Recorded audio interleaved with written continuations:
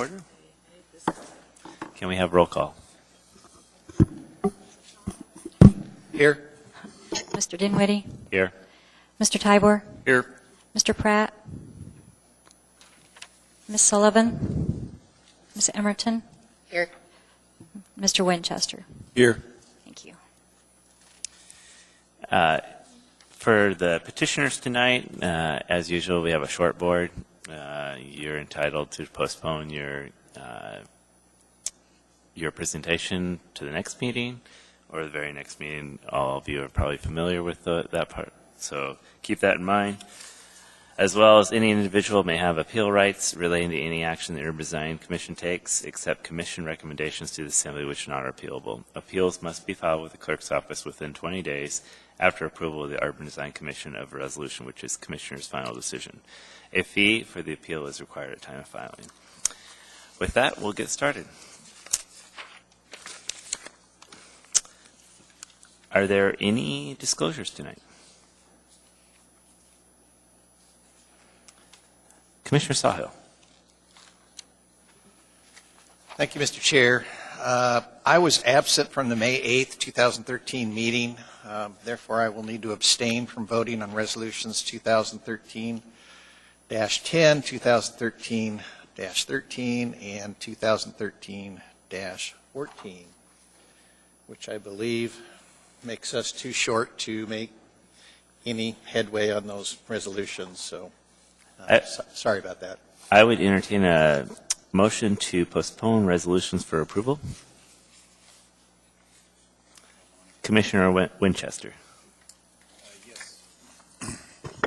Yes, I'd like to move that we postpone action on resolutions for approval, item D1A through E. Thank you. Can I have a second? Thank you, Commissioner Emerton. Is there any opposition? Thank you. That motion passes. Now we'd like to continue with the consent agenda. We have item number 2, site landscape approval for case 2013-76. All 5 of us were present. Can I get a motion to approve?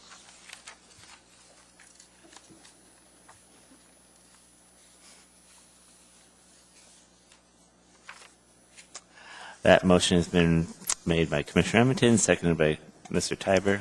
Is there any discussion? Is there any opposition? Hearing none, that motion passes. And now to our regular agenda. Our first case is withdrawn, case number 2013-050. So we'll move on to case 2B.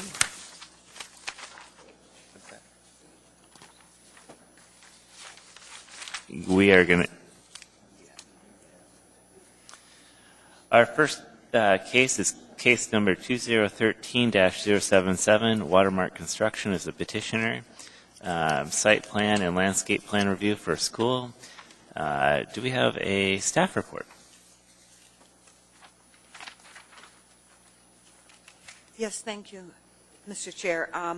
This is the final review of modifications to the driveway access from Lake Otis Parkway to the Pacific Northern Academy, which is going to relocate to the Abbott Loop Christian Chapel church site. The property is zoned PLI, and up on the top of page 3 outlines the authority of the Urban Design Commission to hear this case. Project background on this is that the Abbott Loop Community Church is both a church and a school facility. It includes church office and classroom spaces, an auditorium, and an attached school building and gymnasium. Tenant improvements for the school building have been underway for the relocation of the Pacific Northern Academy. At some point in the past, the roof collapsed on the existing school, and that is being fixed along with other upgrades that are taking place to the school building. During the design phase of the project, it was determined that the driveway and entrance to the school building were obsolete and that upgrades were needed to the layout of the existing driveway in order to correct life safety concerns. And so, based on the needs of the Pacific Northern Academy, in that they don't use school bus service and that parents do drop off and pick up their children, the design of the driveway was modified to provide a dedicated one-way only loop for traffic flow. There are 2 lanes that are being provided. There's a queue lane on the right and a drive lane on the left. The loop configuration can accommodate more cars, and it does reduce the potential of cars backing up onto the Lake Otis Parkway right-of-way. There is a separate driveway to the pastor's residence, and that is being developed. And that driveway will no longer cross the school drive and new pedestrian amenities that are being provided with the new looped configuration. Because sidewalks are being constructed, and the sidewalks will extend from the northern parking area to the new school entry, as well as in the interior of the loop adjacent to the 11 diagonal parking spaces. There are 2 parking stalls that are being added, and one of which is van accessible. There was not a landscaping plan that was submitted with this site plan, and I did contact the petitioner's representative. They did acknowledge that there was not a site plan submitted for this phase of the development, which is a 2-phased project. There was a certain amount of urgency to complete the driveway improvements because the school will begin August 21st of this year for the Pacific Northern Academy. And of course, they have to move in prior to the start of the new school year. There is a construction budget of $125,000. And excavation is to start in mid-June, working through July and into early August. And they're anticipating this should provide enough time to complete the scope of work for the driveway only. And they state in their application that the upgrades are urgent and they are critical to eliminate the life safety concerns that were outlined in their application. Now, the phase 2 is there's plans to upgrade the remainder of the church building facility.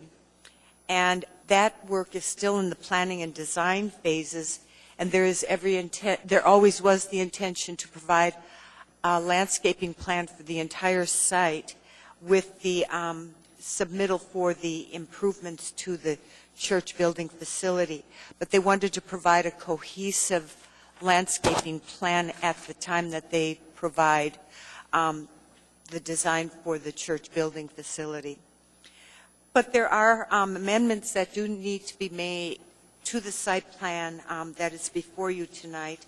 They do need to identify all the structures. I know that there's a pastor's residence and there are some sheds, and there is a structure that is to be removed from the property.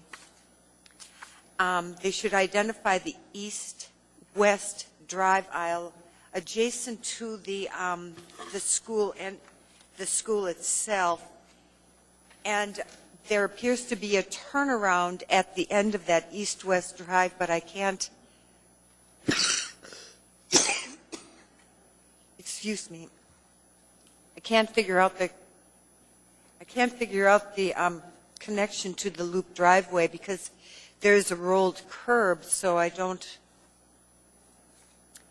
figure out the connection to that loop driveway, and I didn't know the purpose of that. I didn't know if it was parking spaces or it wasn't labeled parking spaces, so I just needed more information on why there is apparently a large turnaround there, and so I did need to get more information on that. And they need to provide dimensions for the parking spaces. It appears when I looked at the site plan that the van accessible parking space was very close, and to re-enter the drive aisle, they might have to cross over the rolled curb, which I assumed was in the application. They said that there was an area for the teachers to stand outside the school building to greet the students and monitor the traffic and actual safety of the students. But it appeared that the van accessible might have a turning radius that would require it to go over the rolled curb. I didn't know if that would need to need to eliminate a parking space so that it would have sufficient radius not to drive over the rolled curb. So I asked for that amendment if it is required on the site plan. As well, there was, they need to show the location of the wayfinding signage that they talked about in the application. They also need to show the Lake Otis Parkway right-of-way and show that sufficient area is available for the minimum planting bed width along the, to install landscaping on the property adjacent to the west property boundary. They also need to submit a lighting plan and a sign plan. They need to resolve from the comments from the reviewing agencies. They will be required to submit a full drainage plan, but that's with the building permit phase.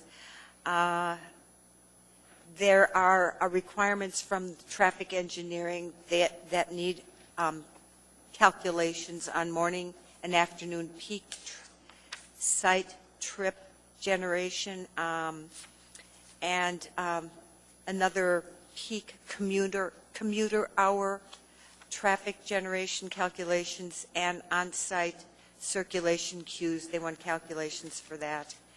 And the pastor's residence will have a new private access drive that will require an address change. And there is just a note on recommended condition 7 that the overall landscaping plan will need to be submitted for phase 2, but that's in the future. So the department does recommend approval subject to the conditions on pages 6 and 7 of the packet. Thank you, Mr. Chair. Thank you. Are there any questions of staff?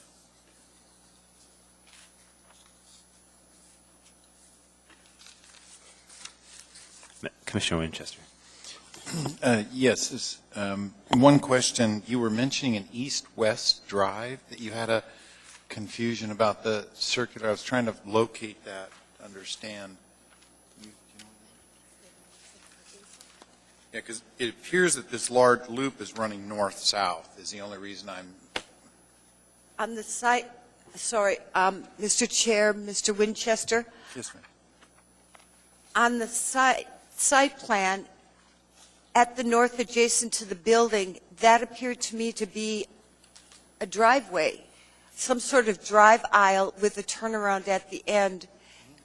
And that's what I assumed it was, but it really wasn't labeled. But it said 5% accessible building access, so I didn't know if that was just paved access and there were individual doorways to classrooms. So if that could be labeled or somehow identified what exactly that is. It's to the north of the grade lines on the north side adjacent to the building. I see the piece that you're talking about, yeah, and it would be probably a fire lane type of access, but not an actual access on a daily basis. It doesn't appear to me that there's any traffic arrows or anything, but certainly a question. Okay, understood. Thank you. Are there any other questions of staff? Hearing none, will the petitioner come forward?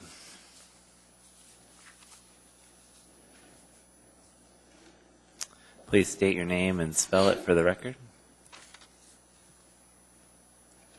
Mr. Chair, my name is Steve Pannone, That's Pannone. I'm with Pannone Engineering Services. I'm the civil engineer that developed these design drawings. My name's Mark Ivey. I'm with Ivey and Company Architects. We're the project architect on the project. Thank you.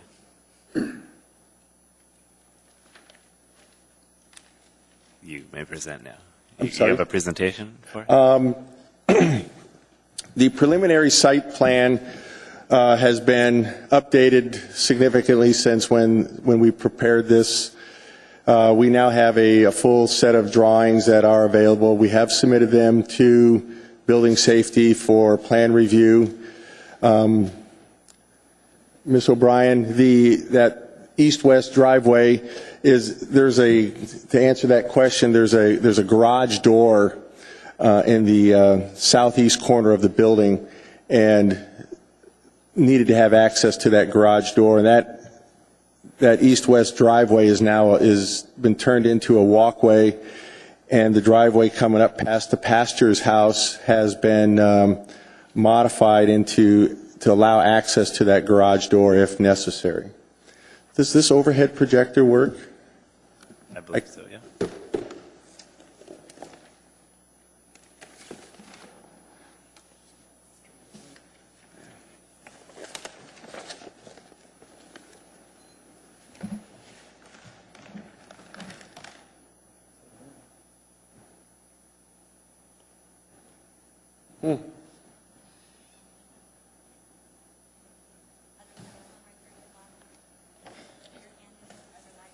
Here?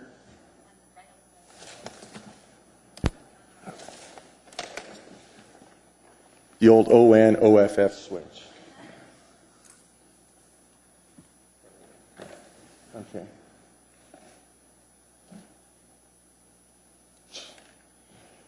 I don't know if that's going to help that any at all. Just come out.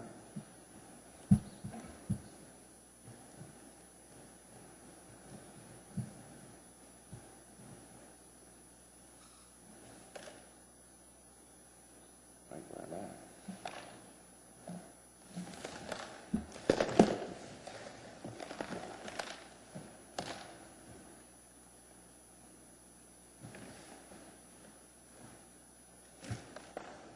These newfangled gadgets.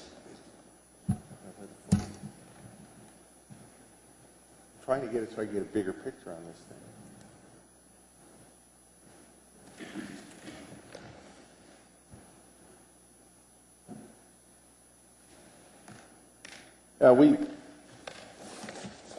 Can you try, Francis over here, can you try spinning the lens or something? I'm not sure. Just a suggestion. I don't know if it works. Yeah, take it up, get a bigger picture.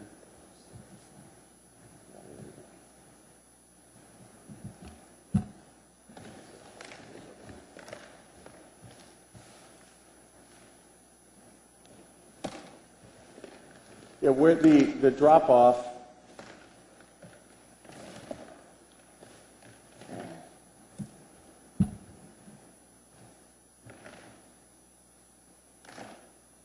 This is the access road coming up.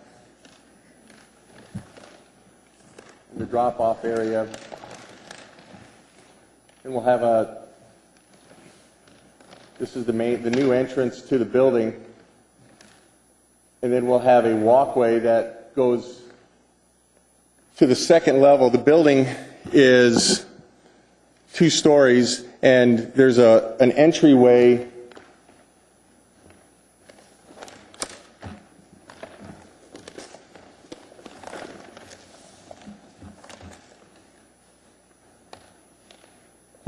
backwards. As you come up, there's this area here goes down to the basement, and then there's a walkway that's going to go up this ramp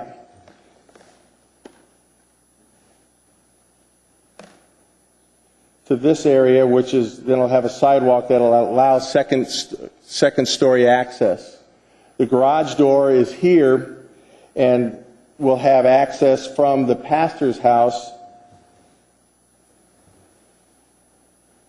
It'll come out and then around and connect up adjacent to the pastor's house.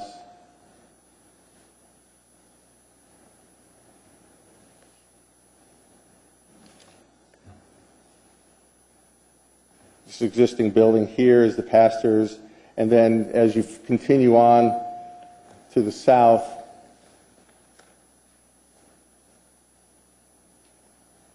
kind of like flying a tailwheel airplane.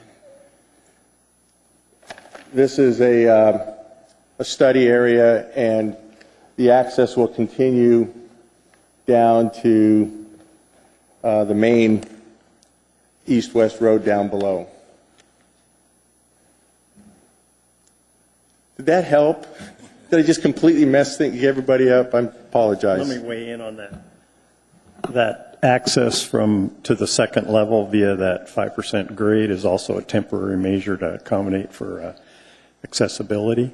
And then on phase 2 for the church remodel, it'll incorporate an elevator, so that'll be an accessory that's not necessary because the ADA access will be internal.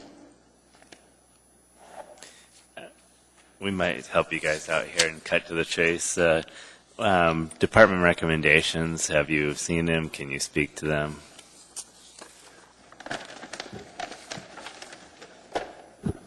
We've seen the department recommendations, and I don't have any issues. Most of the work we've already done in submitting. We've done the design. We've done the drainage design calculations and have submitted those, the full design calculations. We do need to take care of the traffic engineering comments, which we'll take care of, and we will identify what buildings, what they were and what they are going to continue to be and which ones will be removed. The only thing that we haven't taken care of at this point is the traffic calculations, which we'll address. Commissioner Sawhill.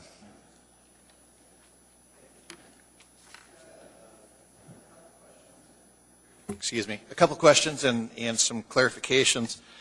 Under the departmental recommendations, item number 2B on page 6. Yes? Has a requirement to show its vehicular connection to the looped driveway, which is further to the east, and based on your testimony, you have no intention of ever doing that. Is that correct? That's correct. So we should modify this condition to reflect that? Yes, that is going to become a walkway. Okay, and it's not really a vehicular, and there's not really a turnaround there, it's a walkway. That is becoming a walkway, and the access to that upper garage will be through the new road past the pastor's house. Okay. So we still need to identify the east-west drive aisle as a walkway, so we'll leave that portion of it. Yes. But then we should strike the section that says show its vehicular connection to the loop road. We should Correct. make that modification. Yes, sir. Okay, thank you. I guess my next questions and concerns just deals with student drop-off in general and how congested that is. We've seen it at a lot of our schools here in Anchorage. How many students will be attending this school? I don't have that exact number with me, but it's a reduction of where they currently are and what currently existed at the Abbott School prior to P&A's occupancy. I want to say it's 150 to 175. So 150 to 175, and each one will be dropped off individually? They're anticipating 2 students per vehicle historically is how that works because they ride share. So they're saying between 60 and 70 cars per AM event and PM event. Mm-hmm. And I think we can handle somewhere in the neighborhood of a third of that at any one time, 20 cars, call it. Okay, so you have room for 20 cars of stacking? Correct. Because I guess my concerns comes back to the traffic engineering comments and the traffic engineering conditions, what we really don't want to happen is cars to back up and spill onto Lake Otis. That would be a bad thing. And I'm just worried that with the proximity of this drop-off and that driveway to Lake Otis, did you look at anything on the east side of the building? Is there a more appropriate place for this drop-off to occur on somewhere that has additional stacking? the history of this project was prior to my involvement, but there was a gravel transaction that occurred that dropped the topography on the east side of the building significantly. So there's from the east-west drive lane, which is kind of more of a pedestrian walkway, to that east parking lot is a significant grade change. It's kind of shown on that drawing. Yeah, it does show up on the drawing. So it creates a challenge for accessibility and queuing space, not to mention that that's the gymnasium end of the building, so the admin area is not very close to that. So we opted to take this route, and then the dialogue we're having with the P&A folks, apparently they're traffic challenged in their current location, so they're used to training their parents, and the strategy is that on the inbound, they're going to bring all their parents, the cars on off of Abbott, and come along through the east parking lot of the church, and then come down this road, and it'll be a right turn only into this loop. And then on the outbound, it'll be a right turn only onto Lake Otis, and then they'll have the intersection to do a UE or go north-south or west. Yeah, that sounds like a great traffic pattern. That would definitely improve. And we know that's coming, and that's part of this submittal that we'll have, and then how to implement that is going to be something that we have to follow through on. Educate parents is always fun. There's a lot of things about this layout I like. I like the loop design. I like the sidewalk facilities that you've provided. You've limited the number of crossings and the potential congestion there. One of the things I was wondering about is the parking spaces, kind of at the extreme south end. Because whenever we have maneuvering of people backing in and out of parking spaces, in that main access of people queued up, it has a tendency to get pretty congested. How is the parking overall on this site? Do you really need these parking spaces down here? Well, they're existing, so the idea was to leave them in place. If they become a problem, they have, because they had this catastrophic event with snow weighing in on a building, it fell over. The occupancy rate at the church is significantly low. They have an abundance of parking to the west, so they can, have the staff park obviously to the east. I'm sorry, I said west, to the east, and then so those spaces would be unoccupied during the AM and PM events. Okay. I don't have that answer other than it's there and they're opting not to remove it. Okay. And I guess just to reiterate, you feel comfortable with these conditions and you can satisfy them? Oh, yes. Yes, sir. Okay. I think that's all I have. Thank you, Commissioner. Commissioner Winchester. Thank you. Likewise, I commend you. There's some very interesting things you've accomplished here. So I think, given that tight site, which I was born about half a mile from here, so I'm pretty familiar with it. Couple of things that I was concerned about too was that, being able to meet the traffic engineering requirements, and that you're familiar with that you've made use of the east parking lot and maybe, direct parents and do some things to really control that. The place this is moving from, the Pacific Northern Academy has a place over on Bagaha. Is that correct? Is that where they're moving from? Yes. Yes. Okay, so I'm familiar with that. That's the old Willowall Elementary School, correct? Yeah. Yeah. I believe so. I'm not. Yeah, no, it is. And that particular scenario there, they do have a little more queuing up space, obviously, than this from the driveway. So they are going to be challenged. I mean, I watched that. I've been by it. They're going to be challenged if people come in Lake Otis and want to turn left and go into this space. That is just not going to be able to happen. So you're prepared for that. They absolutely recognize that. Yeah, yeah. Okay, and you pretty well answered this east-west question. Likewise, I am concerned about that existing parking where you're driving through it, and if parent decides to park there and take their child in and then turn around and go back out and back into traffic, that's going to potentially jam that up. So again, it could be a parental control issue. Thou shalt not park here in the morning kind of thing. And they do have pretty good control. I've watched them over at Willowall. So, so those were a couple of comments that I had. Thank you. All right. Are there any other questions of the petitioner? Thank you very much. Thank you.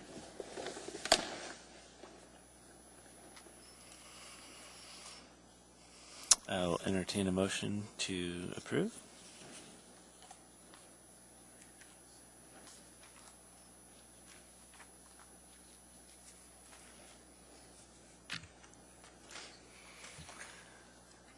Commissioner Emerton is making a motion to approve, seconded by Commissioner Winchester. Would you like to speak to the motion, Commissioner Emerton? Yes, I move to approve the Phase 1 plans based on staff's recommendations with the amendment to 2B to remove the vehicular connection portion of the recommendation. Thank you. Commissioner Winchester? Yes, I'll be supporting this. Believe that this is a project that, is, as you said, it's been kind of catastrophic to this organization. Now it's trying to make the best of that situation, and I certainly commend the design of this new drop-off area. It seems like it's going to work fairly well.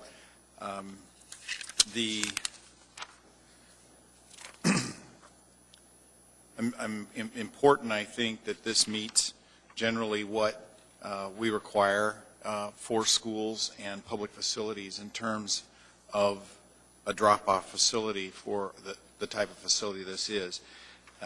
We agree with the recommendations of staff. I think that the key ones are going to be watching out for that traffic engineering study. I'm going to support the motion. Thank you. Is there any discussion? Hearing none, is there any opposition?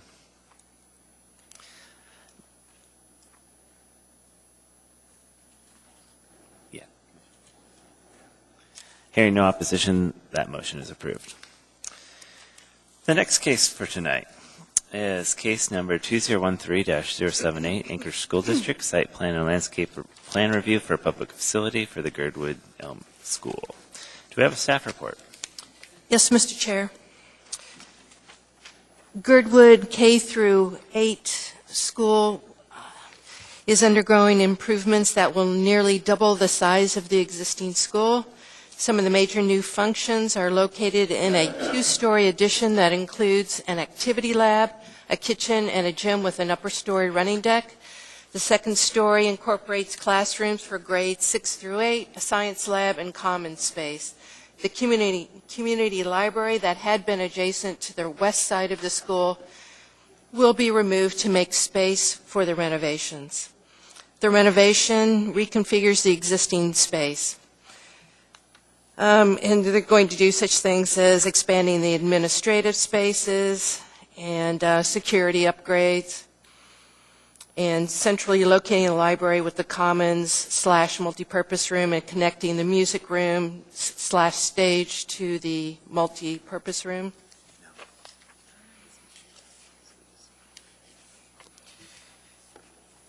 Moving on to a landscape sheet, sheet L101 shows a parking island at the south end of the parking lot that is without any plant materials. This island should be landscaped to abate the large expanse of asphalt.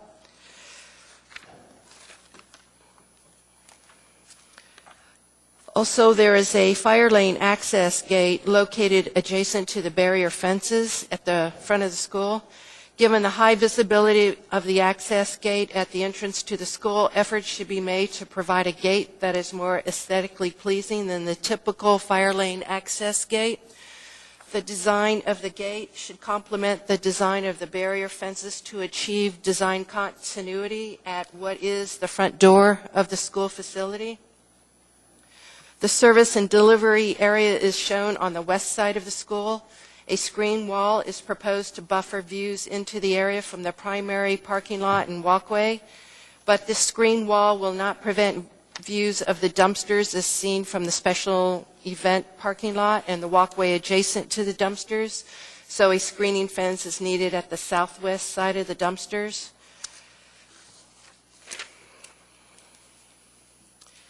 The department makes the following recommendations, which are 5 recommendations, which are on page 9 of the packet.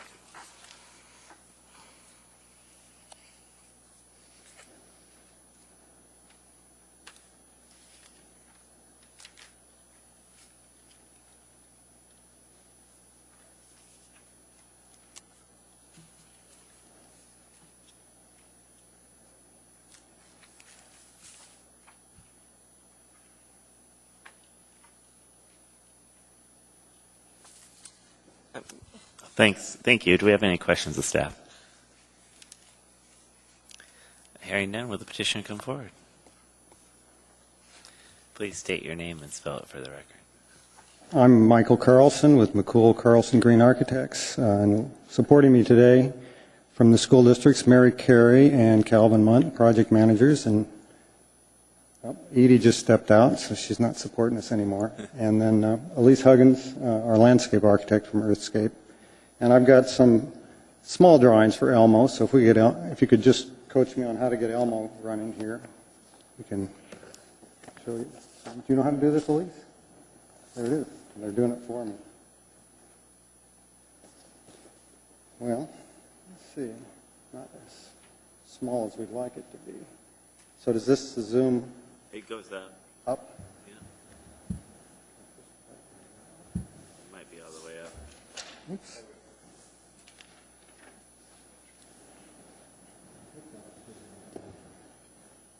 I don't know.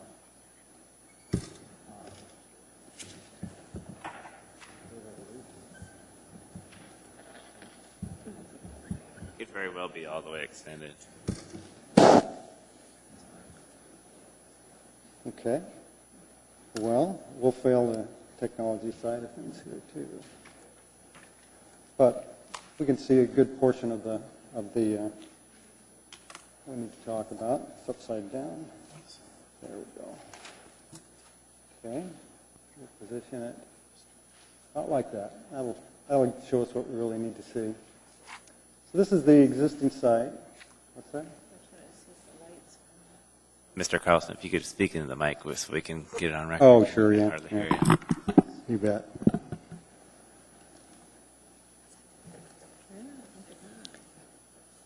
Well, hey, that's looking better. So are these lights right here? Yeah.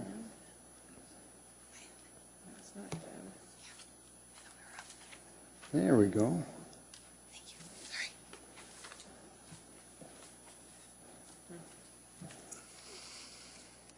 All right. All right. You guys also have this in your packet. So this is the existing site. Shows the existing school and some of the constraints that we had to work with the site.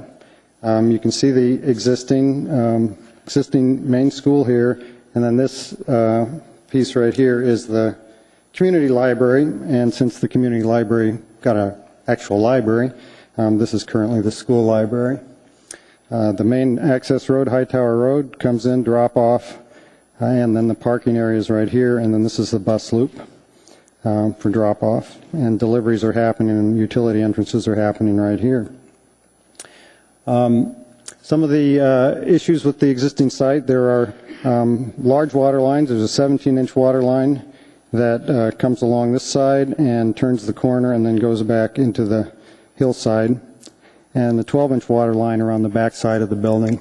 There are easements, AWW easements for the 17-inch line, and then there's a small easement for a fire hydrant. So we will be going through a replat process because we need to relocate that fire hydrant. But we wanted to stay out of the business of moving a 17-inch water line just because we'd rather spend our money on the school than on underground stuff that really doesn't make a lot of difference. So that became a constraint for us. Another big issue at the school is this has a fairly steep hillside that comes up, and they have some serious drainage problems along the backside, accumulation of snow and ice and water. Not very good drainage. There was a sub-drain system, but sub-drain systems over time have stopped working. And so that's a problem we want to solve with this project as well. And from a safety perspective, having the parking interface with the drop-off area has been an issue for the school, congestion and safety, so they asked us to take a look at improving that as well. It is a beautiful site, beautiful when you get off the site, off the pad area. It's a beautiful rainforest site. There's a lot of nice trails running through here. Piney Creek and the Beaver Pond in that area. We wanted to, with our development, even though our task is to basically double the size of the school, our target was to not expand the developable pad. So we're trying not to get into removing any mature trees affecting the natural landscape that's currently there. And we think we can be largely successful in that task.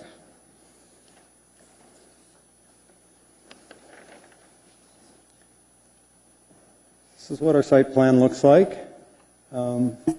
Same site plan you have, just has some more color on it. So you can see what we've done is that we've reorganized just again, the existing schools in this location right here. And this is a two-story addition, which almost doubles the size of the school. Main entrance here. And we've kept the same, essentially the same organization of the site, but we've because we're trying to double the school but not expand the footprint, we've just become more efficient with the way we use the site. So the drop-off lane is currently in this configuration. There's no access from the parking to the drop-off lane now. All access from the parking comes from the opposite side.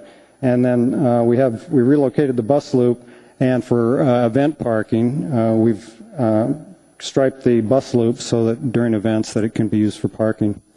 The parking requirement is the multi-purpose room is about 3,500 square feet. Title 21 requirements about 70 cars. The existing site has a little over 100, and we wanted to try to maintain that. So we're currently looking at 106 spaces. But the everyday use is about, I've never been there, the school says there's very, very rarely more than 30 or 40 cars in the lot, so it's virtually one-third full during normal operations. So it's only during events that we would expect that parking in the bus loop to happen when they have special events there. The playground area is going to just have minor modifications. We're going to extend the fire lane around the side of the perimeter of the structure, and then do some drainage improvements in the back. And it's this drainage improvements in the back we haven't got those fully designed. We're hopeful that we won't have to get into any of the existing trees, but that's the one area where we might have some impact in the existing mature vegetation. But it should be minor. Other features on the site that you see, actually, we should point out, we show a running track, but that's actually fallen off the priority list for the school. There are a lot of priorities, and of course, limited budget, and so that's not something that's currently on our list to accomplish. One good thing about that is we won't be touching this existing stand of trees that's right in this location. We've got a location for future portables, a way the school can expand in the future, add 4 classrooms in the future. And then there are a couple of entrance canopies, an entrance canopy at the main area, and a secondary canopy which is envisioned as an outdoor classroom space, a space where teachers can take their kids outside. And of course, it's raining half the time there. They can still be outside and do outdoor activities, outdoor learning.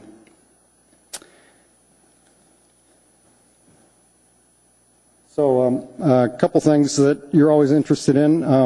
Do we have alternates that gets rid of all the landscaping? No. None of the landscaping or the site features right now are included in the alternates.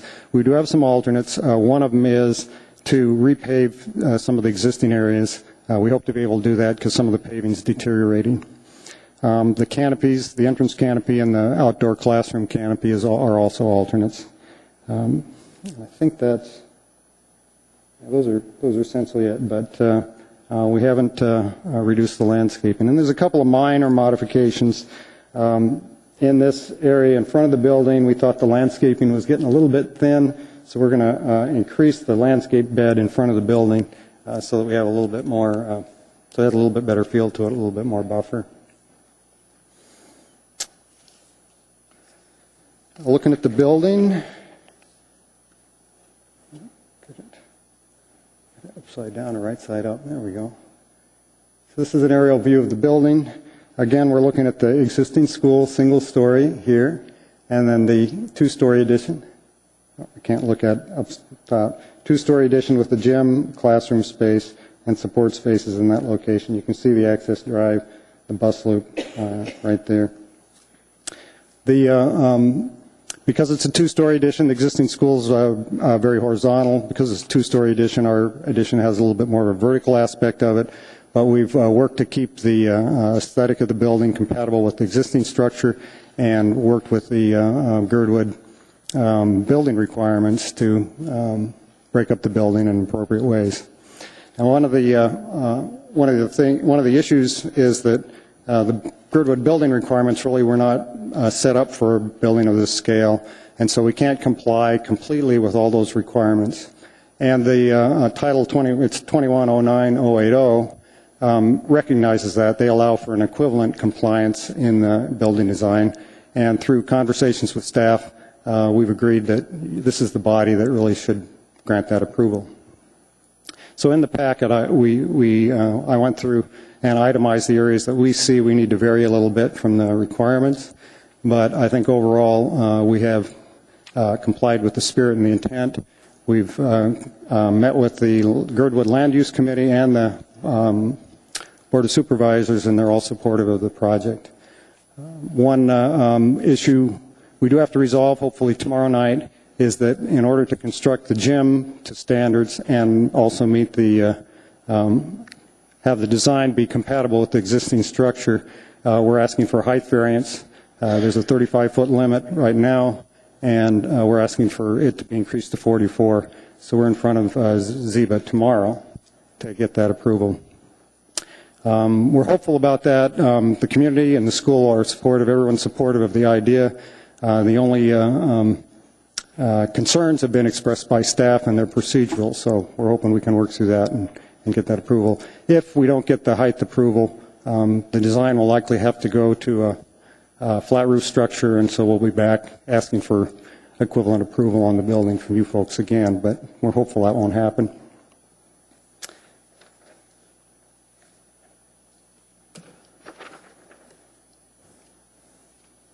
In terms of materials, this is a rendition of the entryway. You can see the entry canopy and the two-story addition. We have a material board. You want to hold that up, please? The Girdwood building requirements encourage the use of wood and stone. The school district can't really afford to maintain wood, and our budget can't afford real stone. So we've looked at other materials that really address the intent and a character that they're looking for that are better maintained, easier to maintain. So what you see on the board is the wood-looking material is actually a concrete plank material, so it's concrete, and the tile is porcelain tile. We propose to use a mix of sizes and colors, all kind of earth tones, to create kind of a masonry feel to it. And then for the canopies, we're entertaining the possibility of actually using some real wood in the canopies, getting them under cover, putting a nice durable finish on it. The concrete columns in the canopies will be concrete, but we'll be using a form liner to give it kind of a vertical grass or reed type texture. And yeah, I think that's about it for that. So if you'd like, I could go through those specific items on the, depending on time and your interest, I could go through the specific items in our narrative where we think we have to take modifications from the building, Girdwood building standards. So. Please do. Okay. In the packet, they are starting on page 3 of our narrative. I'll put up the.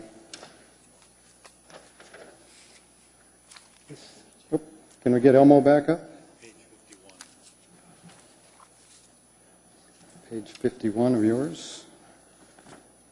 I'm not sure. Okay. So the height variance I already talked about. That'll be taken up tomorrow. On item F2D, requires that no wall should be longer than 40 foot without a 4-foot break in plane. We've accommodated that on the south side where we've got space to work, but because of the constraints of the easement on the west side, and the size of the components, in particular the gym. The offsets on the west side are 2 foot in order to maintain our clearance to the easement. And of course, the gym's a larger segment. The gym width is a little over 50 feet. So there's a few areas where we exceed that, but where we have the main public front and the main impact, we've complied with that 40-foot requirement.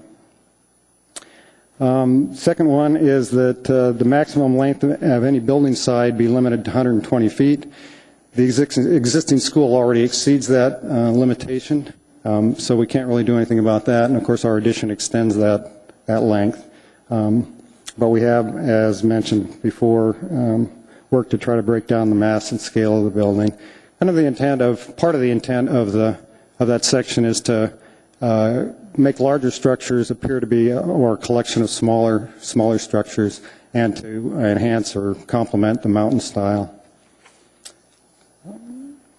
The next item, F2D, large roof forms should include breaks or dormers. We've done that on the south side where it has that impact where people experience it. You can see we've got the roof dormers now.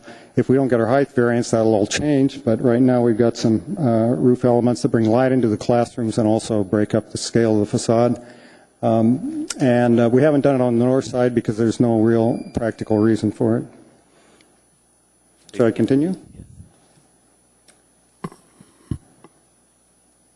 F3A, pitch roofs are preferred to be a minimum of 5 and 12, and they actually prefer them to be steeper. In our case, the existing school has roof pitches of 1.5 and 12, and for that reason, and also for the reason of overall height, if you have with this large gym addition, if you span 5 and 12 or 8 and 12, it would be another 10 foot taller than it is right now. We've opted to go with the 1.5 and 12 slope. F3C, roof overhangs at gable ends should be 12 inches minimum. The existing building aesthetic is one that has no gable, or I should say gable, it's eave sides. Wait a minute, it's gable ends, I keep getting them confused. But the existing building is kind of done in the Sea Ranch style. It's got vertical walls that separate the roof areas, and they have no eave projections. So we're just kind of following along with the aesthetic of the existing building by not having the eave projections. I'm sorry, gable end projections. F2A, again, wood and stone are the preferred materials. I've already kind of addressed that. And then in my narrative, I've also given you some suggestions on why we think it meets the 3 standards that you're required to certify. The proposed alternative design achieves the intent of the subject design standard to the same or better degree than the subject standard. We've given a lot of attention to the standards and the intent of the standards, and tried to integrate the balanced design, addressing the functional issues, matching the aesthetic of the existing building, and also creating that kind of structure that's more of a collection of structures rather than a large monolithic structure. The proposed alternative design achieves goals of the Girdwood Area Plan to the same or better desire than the subject standard. The Girdwood Area Plan school is very important in the Girdwood Area Plan. This will modernize the school. It'll provide capacity so they can serve the growing population up there. So it certainly fits in well with the Girdwood Area Plan. And the third one is that the proposed alternative design results in benefits to the community that are equivalent or better than the compliance with the subject design standard. And with our 2-story addition and gym height, we're creating a gym facility that has adequate clearance. There is none in Girdwood right now that has adequate clearance for volleyball and basketball. So that's at least one item where we're really serving the community, and this project is really a benefit beyond what strict compliance would require. So, thank you. Are there any questions of the petitioner? Commissioner Winchester. Thanks, Mike. Great presentation. Thanks. The department's made some recommendations, 1 through 5. I assume you're familiar with those. Yes. Are you prepared to execute under those recommendations? I mean, Yeah, we don't have we think they're reasonable. The gate, we'll take a look at all of them. The gate, we'll either do a decorative gate or we'll locate it such that it's not the first thing you see as you drive in. That makes perfect sense. Right. The landscape island, it's an existing island. We'd love to put plant materials on there unless the school district snowplow guys, they are going to plow their snow that direction, but they shouldn't be plowing over the island. So unless we get some real pushback from the maintenance folks, we'll add some landscaping to that. And then our service area is actually not shown in the proper location. We changed the building plan, and it's not in the proper location coordinated with the building yet. So, but we'll look at for sure screening that dumpster area from the place where people park and into the building. So we're good with all those. yeah, okay, I couldn't find the dumpster, so I was looking for it to figure out where it was. Yeah. And I guess the point is on item 2, moving the fire lane gate, or just design the fire lane gate to complement design of barrier fences to achieve design continuity. It could say, or move to where it's not visible. Sure. You know, so that Yeah, you're that's not kind of what we're looking at. forced to design this to be something. You know, I'm just trying to make sure you don't get pushed into a corner where you have the options to make some alternatives there. All right. Appreciate that. Because you certainly could move it back around the corner there and nobody'd ever see it, so. All right. And likely, you don't really want it right there in front anyway, I mean, in that service and all that stuff, so. Okay. Appreciate that. Okay, and landscape. Okay, so you're comfortable with that? Okay, Yeah. good. That's all I had. Thank you. Thank you. Commissioner Sawhill. Thank you, Mr. Chairman. A couple, I think, relatively easy questions. One of the things I was curious is, does this site have the 5% interior landscaping in the parking areas to meet that standard? You want to address that, Elise? Yes. Repeat that, please. Does this have the 5% interior landscaping? It exceeds 5% by quite a bit. It does? Yeah. Okay, great. The other thing I noticed in reviewing the site, first of all, I think this is a wonderful site, beautiful location, but it comes with constraints. One of the things that struck me in reviewing the site was the lack of playfields for this site, and I think part of that deals with the topography. And you did identify a playfield down in the floodplain, maybe at a later date. Can you speak to that and the timing on that? I can speak to it. The timing's uncertain. It was part of the master plan idea, and it's an area that's already been cleared, so there's no kind of natural mature trees to clear out. But there's not budget in our project to accomplish that. So the timing for realizing that is really uncertain. Okay, thank you.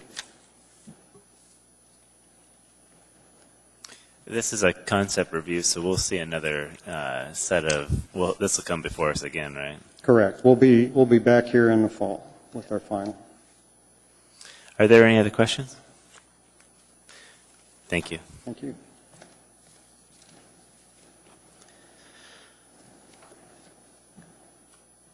Can we get a motion? Before we get to Discussion? a motion, I guess I have a question of staff on procedure. The applicant has identified alternative compliance to several sections of the Girdwood plan, but I didn't see any specific in your recommendations that we need to take that up separately and have a specific approval of those alternate compliance, or is that just implied with our approval of the concept plan? The planning division it accepts the alternative design for that Girdwood school. Okay, thank you. Commissioner Winchester. Question of staff.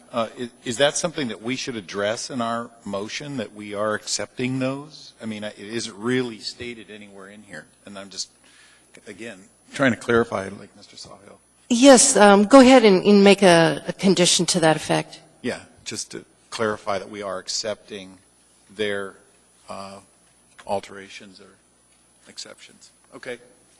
Thank you. Is there any discussion regarding? Hearing none, can we entertain a motion to approve? Commissioner Winchester. Yes, I would like to move for approval of concept review and site plan, landscape plan for 2013-0188 Girdwood K-8 School with the 5 conditions listed, department recommendations, with modification to item 2 to say that design of the floral for a fire lane gate to complement the design of fire barrier fences to achieve design continuity, or to move the gate to a place that it is not noticeable basically from the front of the school, so it's not a big issue. I'd also like to add in item number 6 that we are accepting, excuse me, I had those pulled up here. Yeah, accepting the modifications, alternate equivalent compliance recommendations that are included in our packet on page 51 and 52 and 53 as part of this approval. Thank you, Commissioner Winchester. Commissioner Edmonton, seconds. Would you like to speak to that, Commissioner Edmonton? Yes, I think it's a nice project. You guys are working really well with the community, and it's nice to see that everybody's supporting the redo and everything. I think the plants are going to be a nice addition as well, as they're mostly native and they look like they'll really blend in well. Girdwood's got a nice environment, and so I think this will really help enhance it. So I intend to support the motion. Thank you. Is there any discussion? Would you like to speak to your motion, Commissioner Winchester? Thank you, Chairman. This project, I believe, is certainly compatible with a local use and existing planned uses surrounding neighborhood. Certainly the demand for services and facilities in Girdwood is being implemented with this for the school and the community. I think it meets all the environmental issues, certainly maintenance, vehicular and pedestrian traffic circulation. I think you've done a great job to augment that on what is a very tight site. Really great job. Certainly going to the 2-story school was your only option, and those things are recognized. I certainly hope you get the 44-foot variance. I think that Title 21 is a great piece of work, but I think it also gives all of us as professionals a challenge to really determine on an individual basis, certainly on public projects, what is the best scenario for the community and for the overall project. And you've certainly done a great job. The breakdown of the building, the way that you've brought it onto the site, the way you've complemented the other areas, certainly a great job. So I intend to support the motion. Thank you, Commissioner Winchester.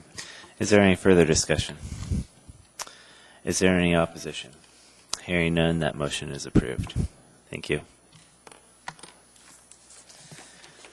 Our next case is case 2013-079, State of Alaska, context-sensitive design plan for a public road. Do we have a staff report? Thank you, Mr. Chair. This is a request by the State of Alaska Department of Transportation and Public Facilities for final site plan and landscape plan review for the Seward Highway reconstruction project, Diamond Boulevard to Dowling Road. The construction, I'll be brief because the petitioner and petitioner's representative are here present, and they've prepared a short presentation for the commission. The construction budget is $66,000. I'm bad with numbers. I'm sorry, $66 million, and there's a $1 million landscape budget, of which $500,000 is devoted to plant materials. On page 2, the staff report states that grass seeding will be provided on the cut banks and fill banks. No other landscaping will be provided on the highway or its frontage roads because this is a highway project, and as opposed to other road classification projects that the commission typically sees. Only the roundabouts and the south and north forks of the Campbell Creek will be planted with trees or shrubs. And the landscape plans submitted do not show those future planting varieties. The Planning Division recommends a condition of approval that the landscaping and planting details be provided to the Planning Division for administrative approval. The department, the Community Development Department, is recommending approval for this context-sensitive solutions transportation project site plan and landscape plan review subject to conditions 1 and 2 on page 3 of the packet. Condition 2 says, so condition 1 is standard, and condition 2 says submit to planning for review and approval of landscape sheets and planting details for all trees and shrubs that will be proposed for this project. And tonight, the petitioner and their representative have provided for us some conceptual plans that were laid on the table this evening, and they're dated as of yesterday. And there's 4 sheets showing some conceptual plans for the roundabout and showing a cross-section of, showing one of the roundabouts and showing a cross-section the 76th Avenue underpass. Be happy to answer any questions. Thank you. Francis, when the DOT does a project like this, if they get into the screening on the highway screening, if they, for some reason they get into that double row of evergreen trees, are they responsible for replacing those, even if they are on private property? Yes. Okay, thanks. Mr. Sawhill. Yeah, thank you, Mr. Chairman. I guess one of my general questions is, this is the first time since I've been on the commission that we've seen a DOT project. And so why are we seeing DOT projects now? Through the chair, I can't think of the last DOT State of Alaska project that we've seen. I know that a number of road projects have happened that haven't been reviewed by the UDC. To the Commission, this is the first road project that has come to the UDC from DOT. There is an agreement in place that state roads are going to be reviewed by the city, and UDC is that commission. And so this is the first design that's come forward. And there are some, as this is the first one, it's kind of the guinea pig project, and so we're just now kind of getting our feet wet and looking for firm ground here on these state submittals. Okay, and normally road projects like this go to planning and zoning before they come to us. And it's my understanding this project has not. It didn't. No, it came in late to the process, and because it's the first one, and when the city road projects were just transitioning into this same CSS process, we went through the same thing with them. We kind of caught the project at whatever stage it was, and sometimes it was at this latter stage, and we picked it up at that point. But now the state is aware of this process, and so we should be seeing more projects go through all 3 steps. Okay, thank you. Will the petitioner come forward?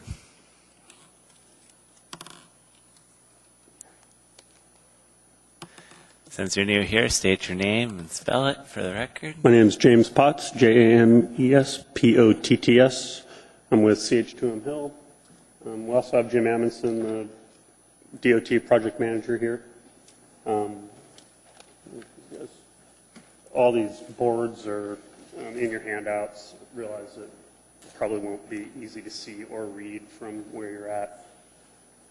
I'll be quick. Can you speak into the mic, Jim? Oops, sorry.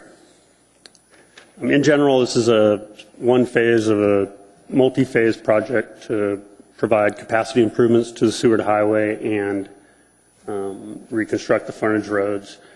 Let's see if we can get these in order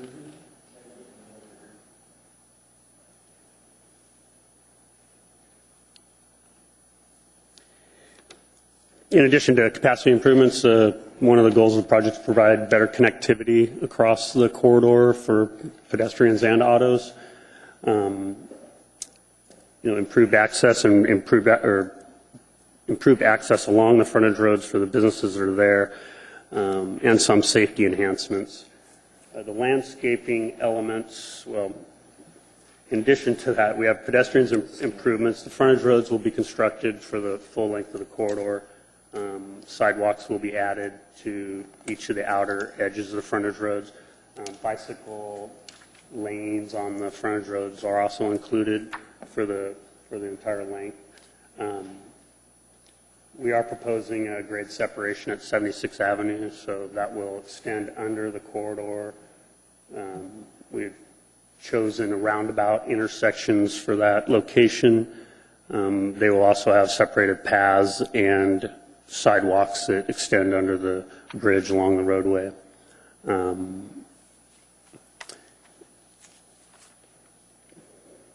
Every intersection will have ADA accessible curb cuts, and mention the bike improvements that will be the paved shoulders along the frontage roads. We'll also be installing new box culverts at the North Fork and South Forks of Little Campbell Creek, just north of Diamond and north of Lower Road.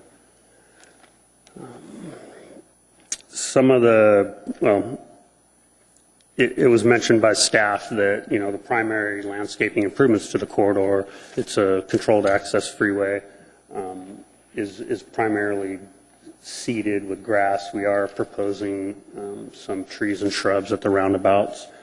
Part of the project, the current phase, is to eliminate some of the shrubs that are, used by moose in the corridor to improve safety and discourage moose spending time in the corridor. Here's a figure here of one concept at the 76th Avenue roundabouts, or two concepts, for some LED light bollards and some plantings within the roundabout. This is sort of an initial concept that we've shown to the department. The idea is to keep it as low maintenance as we can, using LED lights and using the appropriate plantings.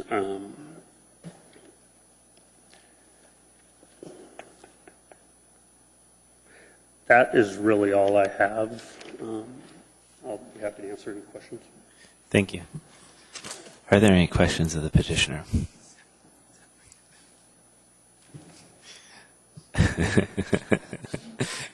We'll start with you, Commissioner Sawhill.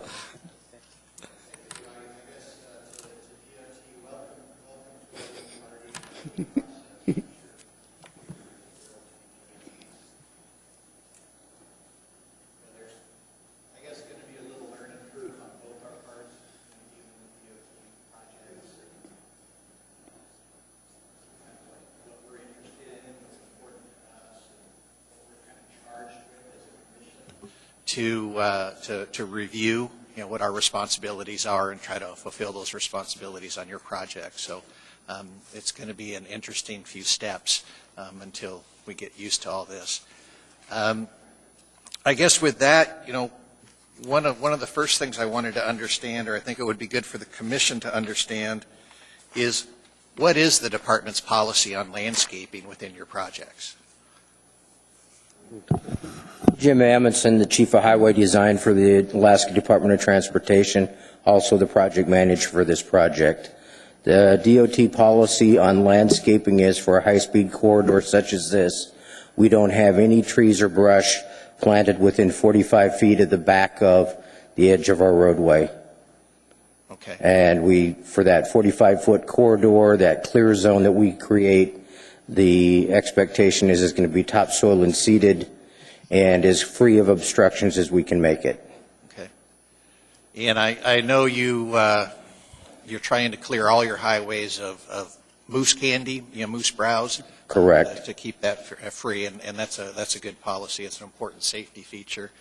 Have you looked at what the landscaping opportunities within the corridor are? Given that criteria of 40 feet, I still think there's some areas within the corridor where maybe we could do landscaping. Have you looked at those? As part of our process, we can't be installing landscaping that we don't have the budgetary wherewithal to maintain after it's installed. And in particular for this corridor, that has severely limited where we would be able to entertain doing more landscaping than what we're currently having laid out with this plan set. Having said that, we are taking a hard look within the roundabouts and in the circle, in the centers that we are going to have on those roundabouts, where we might be able to put something that's very low maintenance to no maintenance in terms of maintenance cost. Those are the types of amenities that we're certainly interested in, willing to entertain and try and include in this plan set. But the biggest challenge is fundamentally we're using just about every square foot of our right-of-way corridor to build the road improvements that we currently have planned. We're going in and we're adding an extra lane of traffic on each side. We're also going in and adding pedestrian sidewalks and trails on both sides, and all of that we're trying to fit within a already very crowded corridor. And short of going in and buying out all the businesses on one side or the other of this corridor, we're pretty constrained on, once you get done with the back of the sidewalk and the clear zone beyond the back of sidewalk, there just isn't a lot of right-of-way left. On the few locations where we might end up having some, I fully expect that we will take advantage of those opportunities with some additional landscaping. But at this point in time, it's very limited opportunity. Yeah, I would agree there's limited opportunities here. One of the things I like about your design is the addition of the bike lanes and the sidewalks on the frontage road. I think that's a great addition, and I think the community will get a lot of use out of that and make the corridor, much more friendly to all modes of transportation. I think that's a great add. One of the significant features up and down that corridor are the sound barriers that are going up, and I didn't see anything in the plan set that identified sound barriers and where they're going. As far as visual impacts and impacts on the built environment, those are significant. What are you planning as far as style of sound barrier on this one? I love some of your sound barriers not so much, but in this section of the corridor between Seward Highway, Dowling to Diamond, we currently are not planning on having any noise walls included in this stretch. Great. The state and federal policy for where we install or don't install noise walls is primarily aimed at protecting residential, high-density residential neighborhoods, and a noise study was done for this stretch of the corridor, and at no point within this stretch of corridor did we hit the triggers that would have us putting up a noise wall. Great. The noise walls tend to be popular with the neighborhood, but the business owners that are along the corridor like that visibility. So, over the course of the years, that's where the policy is pretty much limited to putting them up in front of the residential areas and not in front of the business activities. Okay. As you travel south on the Seward Highway, and there's at some of the interchanges there is some additional landscaping, some of the stuff where you can plant and forget and not have to maintain. Particularly when you get down south of Huffman and get into the Rabbit Creek interchange, there's some pretty significant landscaping. I think Mr. Moorberg was caught up in all that, and so it appears to me that landscaping can be done within the DOT right away.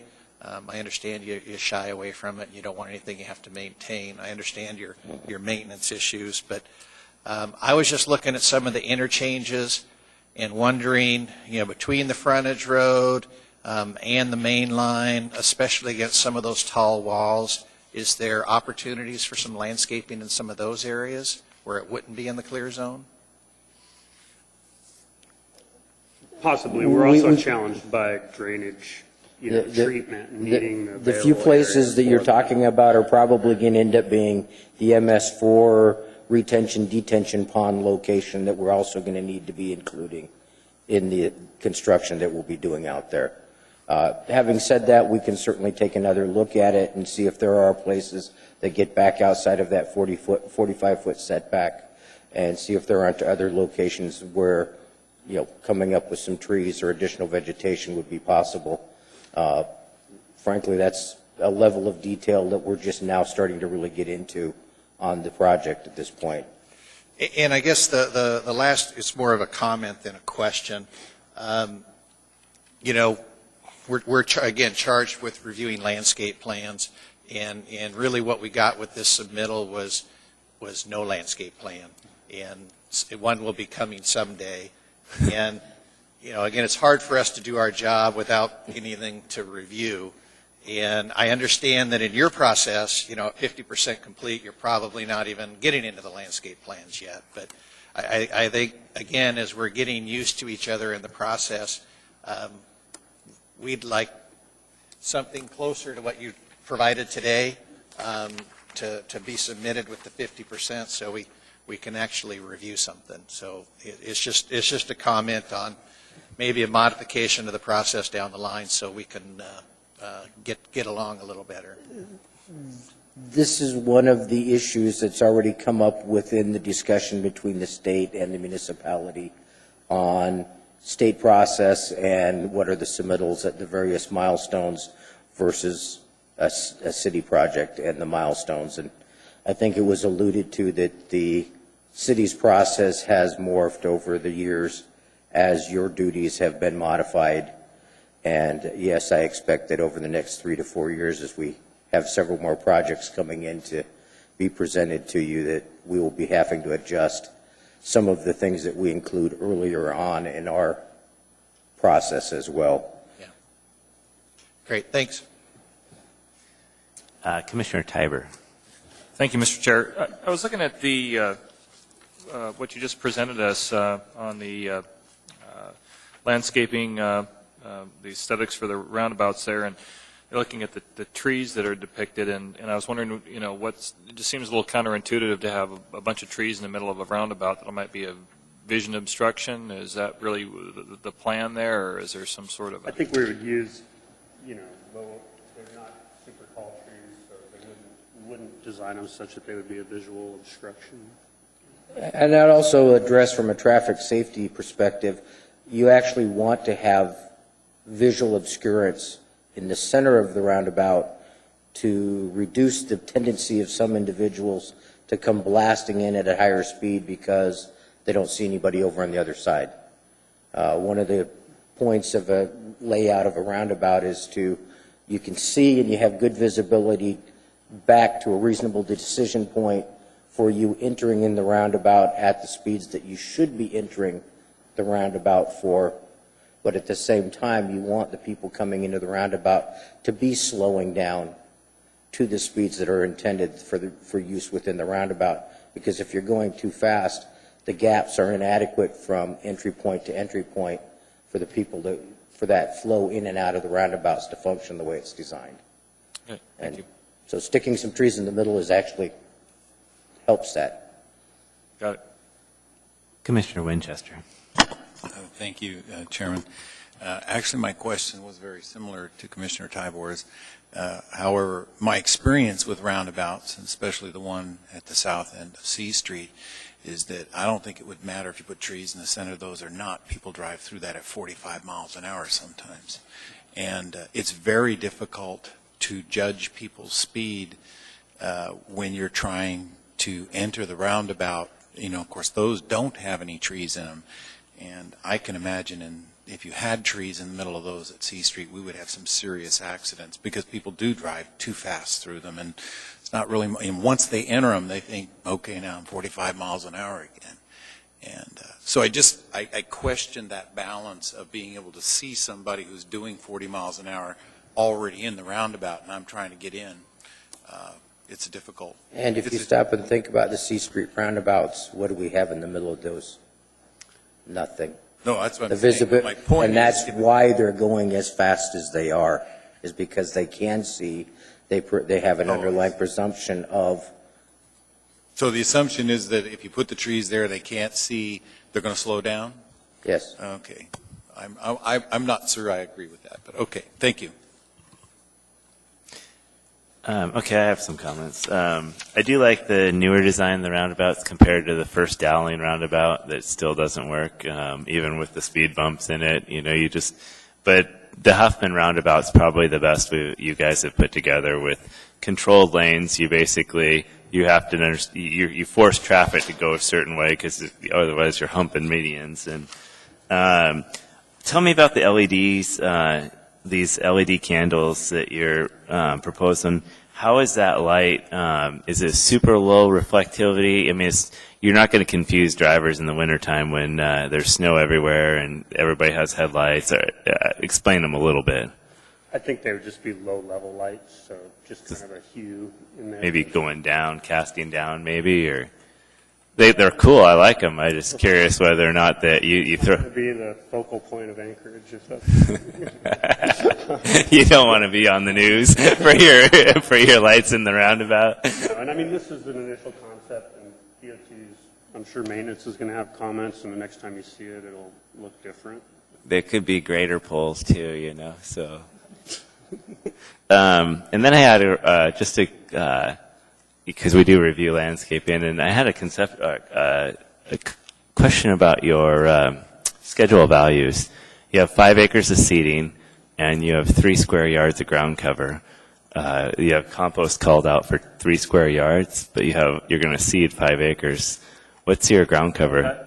Are you looking at that thing is. Estimated quantities? Yeah, it's incorrect.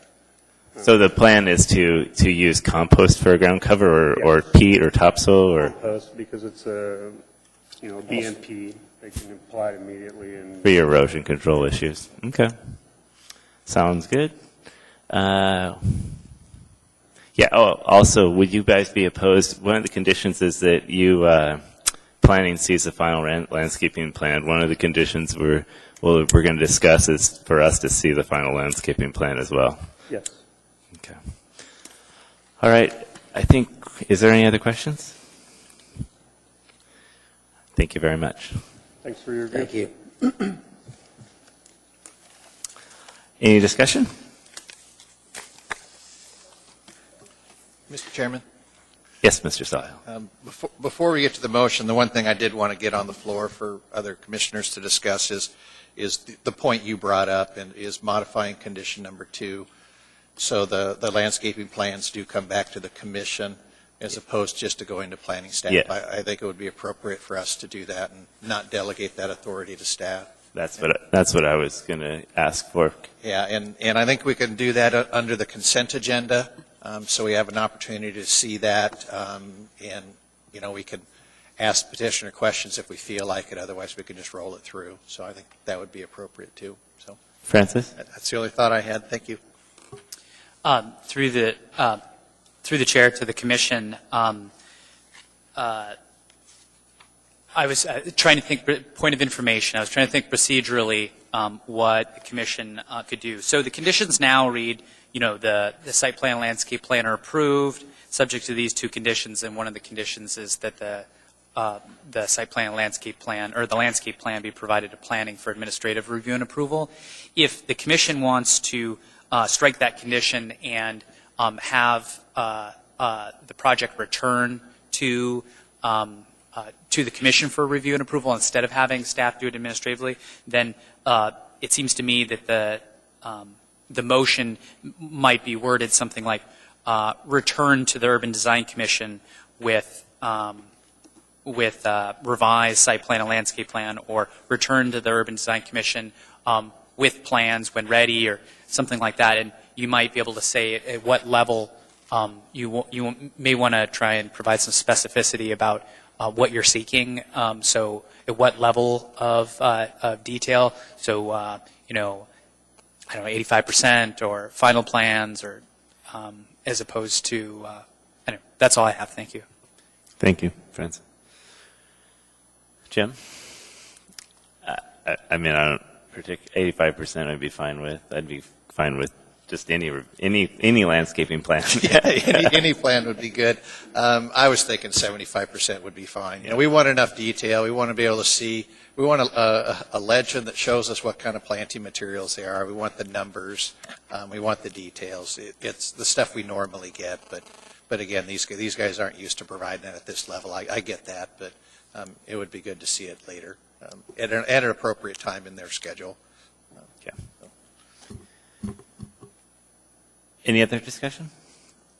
Can we get a motion to approve, subject to the condition? Thank you, Commissioner Sawhill.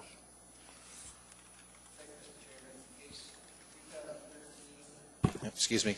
In case 2013-079, CSS Transportation Project Site Plan and Landscape Plan Review for the new Seward Highway reconstruction, Diamond Boulevard to Dowling. I move for approval of the public facility site plan and landscape plan, subject to staff's condition number 1, as stated. Condition number 2, to read, submit to the Urban Design Commission for review and approval under the consent agenda, the landscape sheets and planting details for all trees and shrubs that will be proposed for the project. The plan set should be at 75% complete at the time of submittal. Mr. Chair, you could just say at least 75%, and then if they want to come... That's fine, at least. I'll amend it to read that. Thank you, Commissioner Sawhill. Commissioner Emerton. I agree with everything Commissioner Sawhill has said. It's kind of interesting seeing everything at this stage, but there's not much to do. So it'd be nice to see him again. Yeah. Thank you. Mr. Chairman? Yes.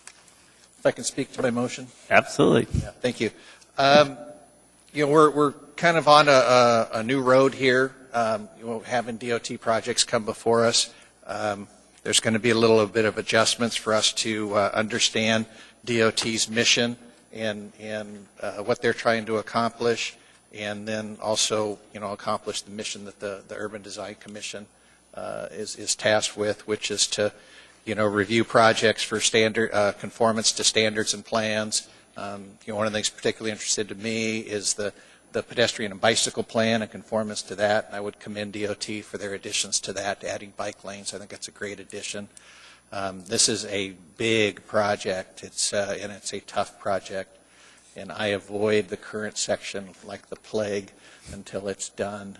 It's fun to watch, but not up close. So I think, with the conditions, we'll get the landscaping plans back and be able to see a little bit more detail. With that, I feel pretty comfortable with the project moving forward. They've got a lot of steps to complete before this is done, and I think it'll be a great improvement to the city. Thank you. Thank you, Commissioner Sawhill. Commissioner Edmonton? Do you have anything to add? Is there any further discussion? Hearing none, is there any opposition? Hearing none, that motion passes. Thank you. Is there any comments or discussion? Staff? Hearing none, can I get a motion to adjourn? Commissioner Emerton, seconded by Commissioner Tiber. We are adjourned.